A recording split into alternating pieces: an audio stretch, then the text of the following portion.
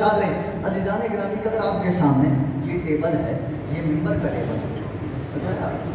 اس کے اوپر کپڑا ہے، علم پاک رکھا ہے، اور ہمارا یہ عقیدہ ہے کہ ہم علم بڑی پاک جگہ پہ رکھتے ہیں۔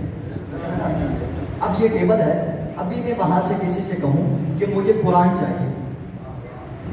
قرآن لا کے دیں، اب وہاں سے صاحب قرآن لیں، اگر وہ خود چل کے آئیں، یہ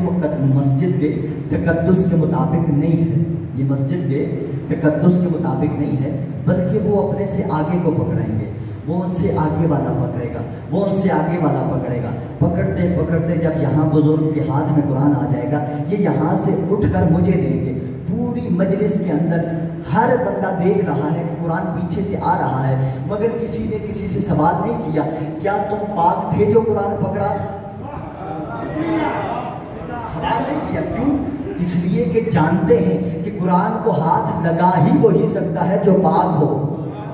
جو نجس ہو وہ قرآن کو ہاتھ نہیں لگا سکتا۔ جب وہاں سے یہاں تک قرآن آنے کے لیے بندوں میں طہارت شرط ہے، تو پھر آدم سے عبداللہ تک محمد کا نور لانے میں نسلوں میں طہارت کی ضرورت ہے۔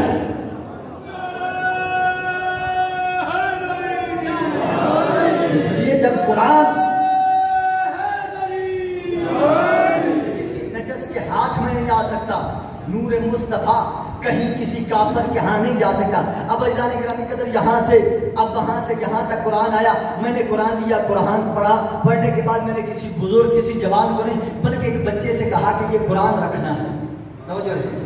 اب یہ قرآن رکھنا ہے، بچہ میرے ہاتھ سے قرآن لے، اسے پتا ہے کہ یہ قرآن ہے اور قرآن کہاں رکھا جاتا ہے۔ اب بچہ قرآن اٹھائے گا، قرآن لے کے جائے گا، یا قرآن رحل میں رکھے گا، یا کسی بلند مکان پہ رکھے گا، یا ایسی جگہ پہ رکھے گا جو قرآن کے لائق ہو۔ جو لائق نہیں ہوگی ایسی جگہ پر قرآن نہیں رکھے گا۔ اب مولوی سے سوال تو کیجئے، مولانا آپ کی عقل کو کیا ہو گیا ہے؟ جب امت مسلمہ کے ایک چھوٹے سے بچے کو بھی یہ پتا ہے کہ اگر قرآن کو رکھنا ہو تو پھر رحل میں رکھا جاتا ہے یا پاک جگہ پہ رکھا جاتا ہے، تو پھر جب عبداللہ اور آمنہ اس دنیا سے چلے